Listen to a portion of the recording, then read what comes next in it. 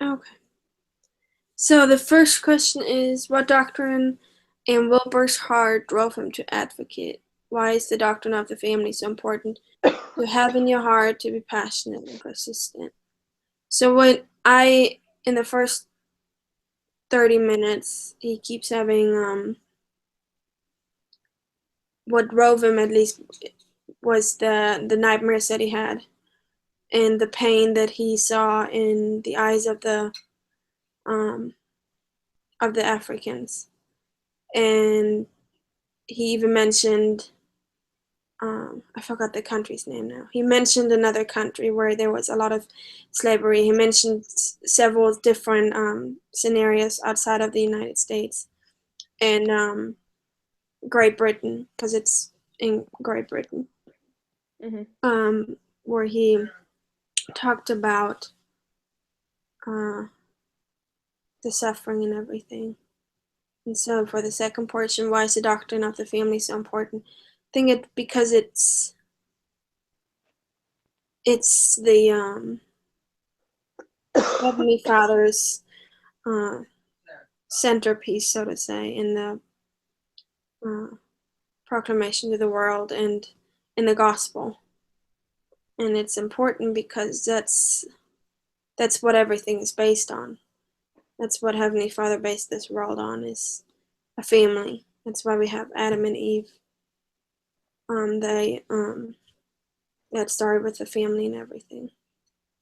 Right. Like it's the most central unit there is in the plan of salvation. Like that's the basic thing. And I can't remember where the talk is, but like there's even a talk about it.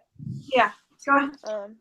How they're like the family is a higher priority than the church because you have to be able to care for your family life has to be good in order for you to be successful in Yeah. your callings and in your church work as well, so you have to be able to be successful there. And I think that like Wilbur like really wanted to make a difference. He wanted to be able to see all of these families stay together, whether people were black or white or whatever color. He had a very progressive thinking on that and advocating for the slavery to end before everybody else thought it ever would.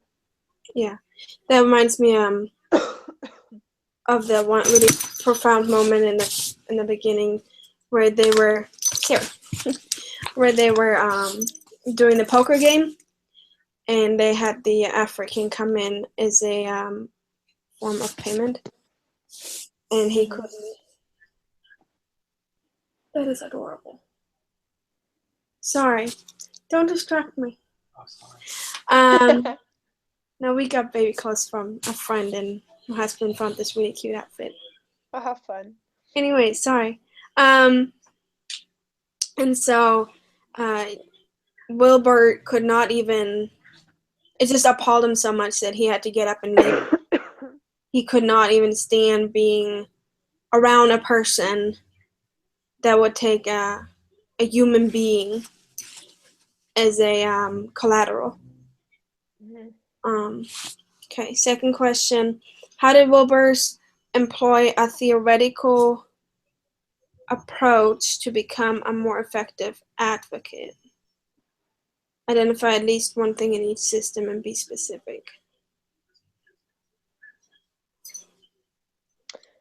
Well, like so the microsystem, I was thinking about the interactions that he had with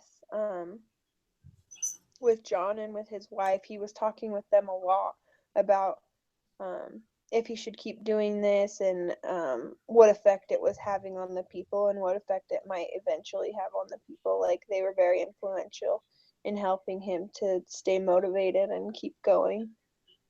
In the exosystem, I put that he had like the parliament meetings, and even though they were intended to influence the whole nation, like he first had to influence that group of people because like they were the ones who made the decision to influence the nation. And for the macro system, all of like the government work that he did do to abolish slavery and like the eventual effects of the parliament meetings that they turned into to to help change the way the nation was. Mm-hmm. So for me, I just had to pull it up. The microsystem. I liked how he had the well, they didn't really have neighborhoods back then, but like the people around him, his friends, um, peers and stuff. He really made sure that he shared his passion about it and that he was really detailed about his thought process and where he's coming from. And in order to have them see the way that he sees it. And that's why I like those kind of movies, because back then they had such a profound kind of language and vocabulary to really get across um, their thought process, which was much easier to convince other people because it had a more profound effect. The message system, um, wherever he went, he always had found an opportunity to share his beliefs that a human being has um, meaning and has values. And then for the ecosystem, the local government, how many times he went up there. And one profound moment for that for me was when he had all the signatures, and it was so long that it just went across the whole floor. And he said, "Well, I have even more than that." He just didn't just stop there. He said that he had more backup than those signatures. Um, and then come here, sir. And then the macro system was just were his own beliefs and ideologies that he really wanted to stop slavery. There's another movie actually out there. I thought the Amazing Grace. I haven't seen it in a while, but I thought Amazing Grace was the other movie where they show the slave ships, and it's another person who was fighting against slavery, and it's that one does not really talk about the political side of it. It talks about the human side, where they have like not only the ships but the plantations, and show it really from a humanistic kind of approach. But that's another movie that popped into my head with this one. Yeah. Okay. How did Wilbur and his fellow advocates do and share their research? What evidence did they provide to persuade those opposing or on the fence? That was one of the times, like how you're just talking about how he had all the names on the petition. I thought that one was like really cool how he did that, like, because other people were like, I mean, we have no proof, there's no evidence of this, and then he's like, well, I have this giant list and this isn't even all of it, and these are all people who don't like it. And so I think that it was kind of an eye-opener to all of those people, because they didn't think that there was any research or any evidence of it, and they were kind of blindsided by it when they did have like something to say about it, when they did have evidence of it. I saw that with the first question, I found that the Parliament did not have any evidence at all. It was just based on their own thoughts and their ideas and ideologies, and that was it. There was no, they were like, humans, those human beings, those slaves have no value, and that's the end of that. Wilbur was able to, he showed evidence by all the pain and suffering that happens. And what evidence did they provide to persuade? Like I said, the Parliament didn't have anything, and he had all these signatures. And he made sure that they changed the after the signatures, they were able to change the what's it called, when they get the crops on the ships, that it's not from slavery. but from countries where there is no slavery. Forgot the name of the country. And that was a profound moment in the movie that he was able to make a difference. Okay, next one. Yeah. How does the film portray the importance of working together as a group? What has family advocacy group work taught you? So again, like what we talked about, that he had all the his friends and everything, and the signatures, and even certain members in the parliament to back him up. Because if you're just one person, it's not gonna make as of a difference as if you have a lot of people to back you up. Because you just have a stronger voice if you have multiple people. And family advocacy group work has taught me that it's never too late to make a difference or to make a change, and that you should start today instead of procrastinating and waiting. Yeah, like that's one of the things too, like how you can make a difference with so many people. I kind of like expanded on that a little bit more with like what I was thinking on it, but like you can make such a difference because I think that they help come up with so many more ideas. And I think that they kind of refine the ideas or thoughts that you already have. Like if you Mm-hmm. say, okay, I would want to do this, then they can say, oh, that's great, but let's add this into it too, and it'll be more effective, and then they keep you motivated to keep going even when you feel like you aren't making that much of a difference and you just want to give up. Then they're there to support you and to lead you on even further in your cause. And so I felt like that was something that I saw in our groups too, like as we talked. And just like one example of this was when we talked about like the core curriculum and like what we do, and then like I didn't really know like what I'd do to change it, but then like I think you suggested something, and then we just got on it and we're like, oh, okay, like so then we kind of like had more of a plan of like where we would like the government to be, where we would like the state to be, and where we would like the school districts to be, and like we broke it up a lot more. And I think that that's what groups do. They help you be more thorough and more thought out, and they give you different perspective as well because everybody comes from a different circumstance and they think different ways, and so it helps that way. But Okay. what parallels do you see between Wilbur and Captain Moroni in Alma 46? What is a Christian and professional way or professional family advocate, and how did Wilbur exemplify that? How can you be effective and Christ-like against such loud and often degrading voices? For this one, I felt like there was a good amount of similarities between them because they were both advocating for righteous causes. They were taking care of others and they wanted to protect their rights. They were teaching others what they could do to like help defend their rights and to help them become independent, and they were relying on the Lord.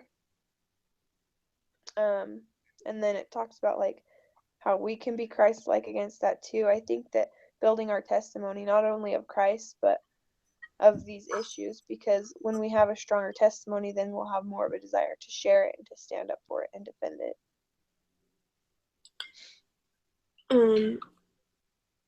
In Alma 46, it talks about how Moroni took a piece of his own clothing and wrote on it to make a banner. And I think I see that in a metaphorical way in the movie.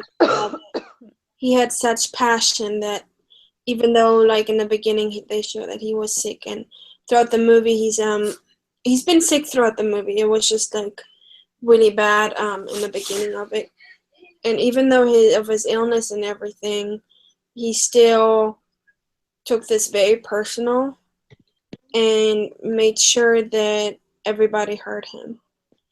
And so for me, a Christian does not necessarily need to mean that you're going to church every Sunday, but it's the principles that you live by, like Moroni, that Mm-hmm. you that you're Christ-like and that you're wanting to help other people and that you have good intentions and righteous intentions. And so that goes hand in hand with being a family advocate, because only through that you can be close to Heavenly Father without even knowing it if you're not a member of our church. But even if you don't know that you're close to Heavenly Father, He'll bless you because you're doing righteous things.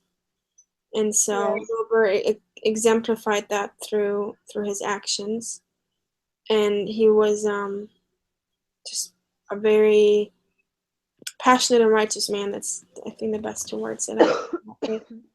And then I can be effective in Christ, like against such degrading voices through what I just said, with being, since I am a member of the church, I can even more so read the scriptures and pray, and wherever I go on a daily basis, be not like extra nice, but like in a way that um, I can let my what we're talking right now with and for the holiday season, let our light shine, that we are able to be polite and say thank you and please, and it's such it's just courtesy. Like today, because it's been crazy today. I just went to McDonald's to get some dinner, and I said thank you and please while I was ordering, and she asked me a couple of questions what I wanted with the order, and I said also thank you and please with where it was appropriate. And it made the difference, honestly, with her. She was very polite and nice, and she was smiling, and it just made the whole McDonald's experience better. But it makes a difference if you use Christ-like attitudes, because then you can be um, an advocate for family advocacy. Um, and the next question is, Marcia Barlow spoke on persuasive speaking and writing. Did Wilbert and other exemplify any of Marcia's ideas? How so? For sure, when he was going with the parliament, or when he was like at those dances and stuff, and there were certain people Mhm. that had a lot of influence.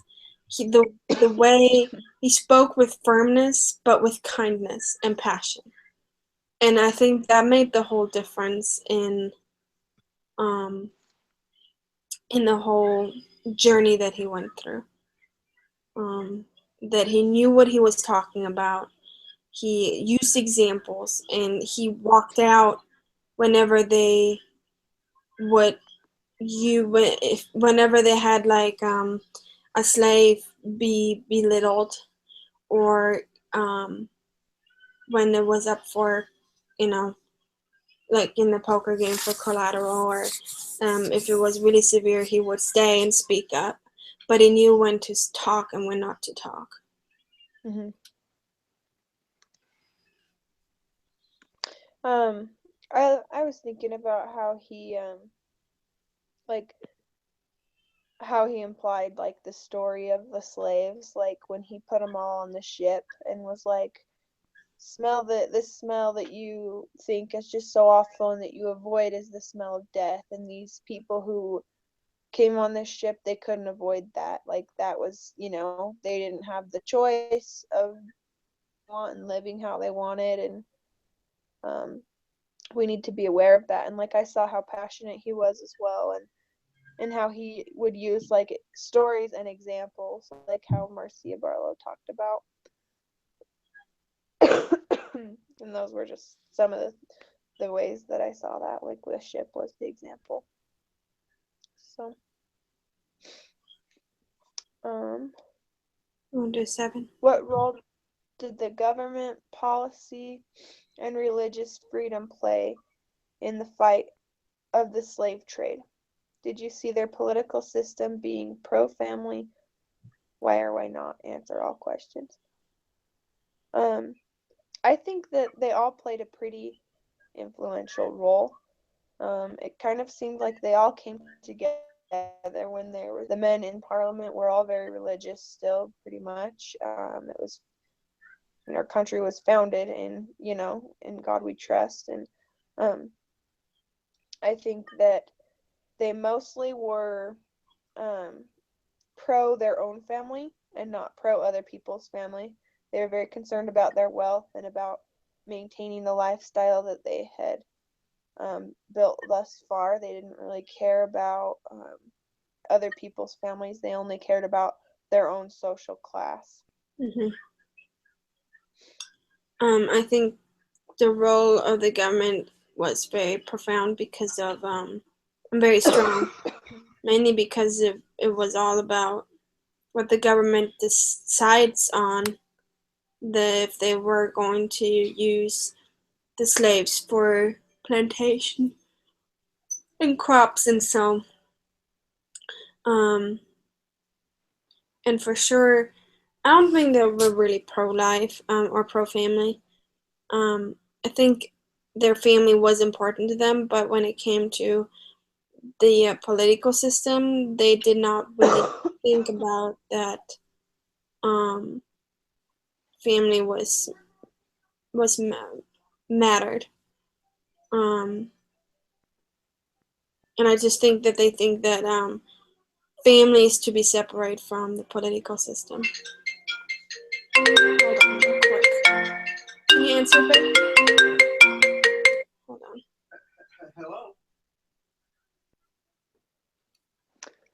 Okay, that was just my phone. It's connected to my computer. So when it rings, my on my computer it rings. No. um, did we get all that one?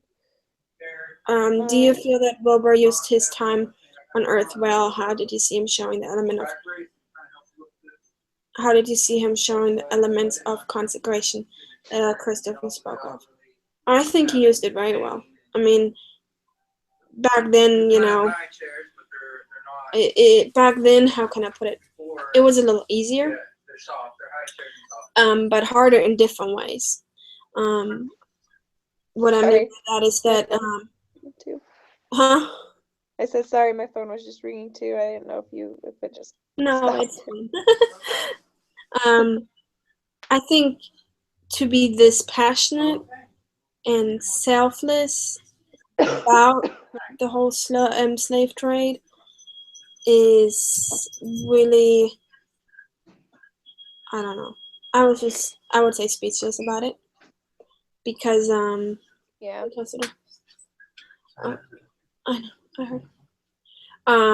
How what I mean specifically is that the I would think it's more difficult today because if you would go and be what he did, then you would lose your job today because Yeah. you can't just take a day off. You cannot just, Yeah. say, hey, I need a day to be proactive about this cause. I mean, they're gonna look at you and laugh in your face and say, yeah, no, you're gonna come into work. Back then, you had a lot more leeway in that you could take a day off. As long as the work got done and as long as the money was coming in, nobody cared. And so it Yeah. was much easier on that, in that he was able to really make that change. And I think that's why um, people like Wilbur were chosen at those kind of times, because the Lord knew that they would have the opportunity and the means um, to fulfill their callings here on earth. Um, of course, there are lots of people also chosen in our today's world, but like profound things like slavery, with Wilbur or Martin Luther King and stuff like that, it had to happen at certain periods of times because the Lord knew that it would be easier for the change to happen during those times. And that goes in with the elements of consecration that Elder Christopherson talked about. Yeah. And I was kind of having a hard time remembering that talk because it's been a little while and I tried to look it up, but I wasn't really finding it that easy. But I was just thinking about consecration and like, I don't know, it's a church school and you just study so many conference talks each semester. So I'm sure I studied a couple about consecration, but I just remembered um I just remembered that it was like Go ahead. any talk about consecration.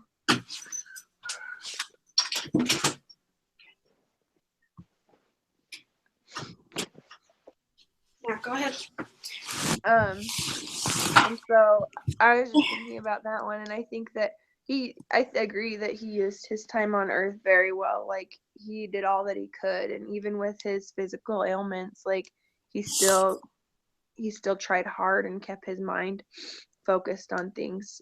And so he made sacrifices for things that he felt were more important, and he was very careful with his time and in making it be effective. And so I thought that he was consecrating his time and his life to fulfill a higher purpose. And he always felt like he was serving the Lord. Like, that's why he stayed in government, was so that he could do that.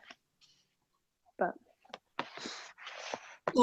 any other profound insights from the movie that are related to child and family and advocacy? I think what stood out to me from the movie is that at the end, when the Parliament decided to change the ships from slavery to other countries where there's no slavery, with the crops and stuff, I think that was a very profound first step in the right direction. I mean, that changed history, and I think that that those couple of scenes just shows that with child and family advocacy, you need to be proactive, but you also need to know how to go about it in a way that you need to know when to talk, when not to talk, and when to use your resources and your knowledge that you have at the right appropriate times in order to get your point across and to get the people that you're trying to convince on the same page that you are on.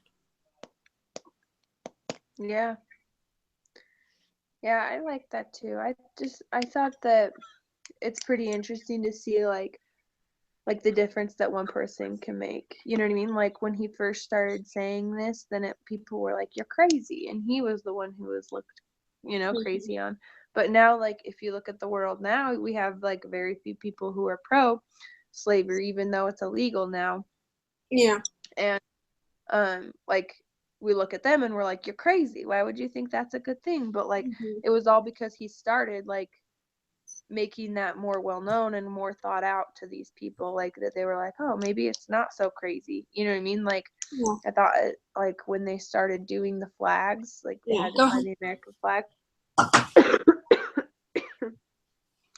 then it really lowered the slave trades.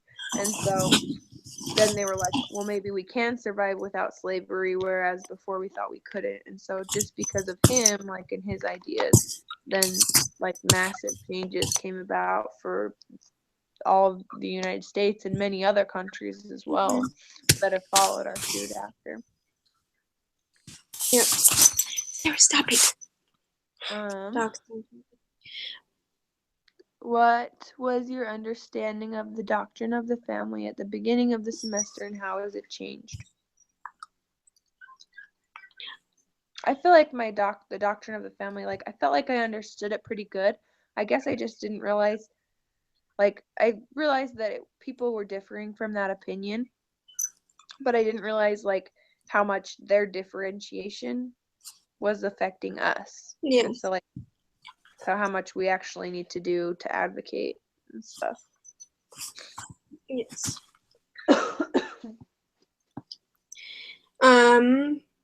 For me, I knew that the doctrine of the family was the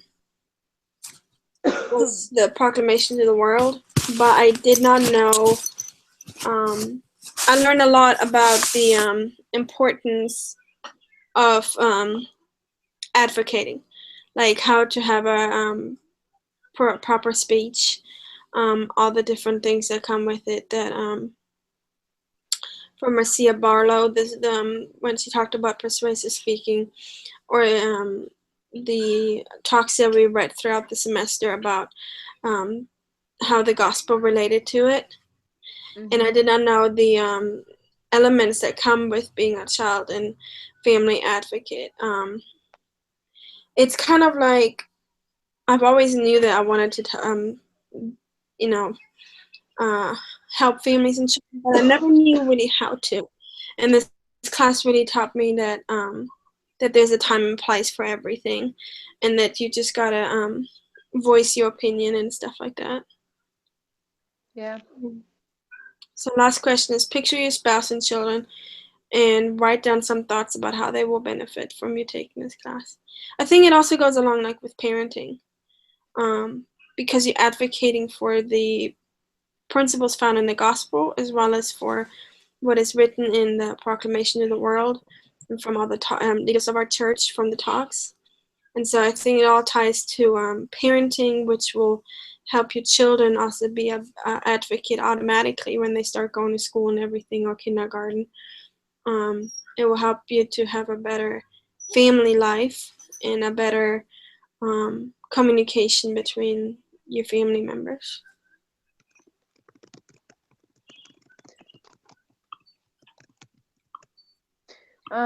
Yeah, I was thinking about how um like I don't know, like I think that I want it to be more prominent in my family that like we do just um like stick up for our own standards and stuff. Usually I'm the type of person like if I am in a situation where I don't really agree with something, I just remove myself from the situation. But like there's just sometimes you can't remove yourself from the situation, and if you're just doing that all the time, then those situations will grow and grow, you know, that type of influence will be affecting others who don't remove themselves, and then that influence will become something that you can't just avoid. And so I've realized that like um that even though I am kind of usually just a passive person, like I can't always be that. And when I see that something's wrong and I need to stick up for it and establish that habit so that when I have kids, then they can learn that as well, because the world's only going to get harder to, you know, and more